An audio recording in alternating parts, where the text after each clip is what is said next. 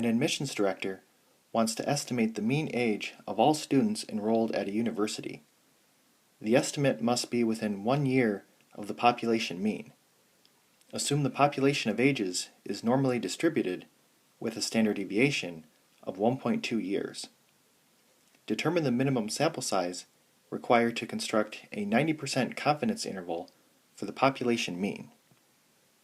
So our critical value, Z90, is 1.645, sigma is 1.2, and the margin of error is 1.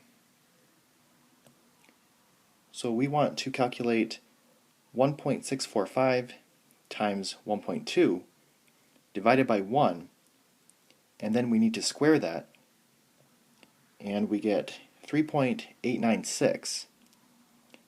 And again, we need to round this up to the nearest whole number. So round up to 4. Determine the minimum sample size required to construct a 99% confidence interval for the population mean. So our new critical value, Z99, is 2.575. Sigma is still 1.2, and the margin of error is still 1. So we are going to calculate 2.575 times 1.2 divided by 1, and then square that. We get 9.5481. We need to round up, and the minimum sample size is 10. Which level of confidence requires a larger sample size? So the 90% confidence interval required a sample size of 4. The 99% confidence interval required a sample size of 10. So the 99% confidence interval requires a larger sample size.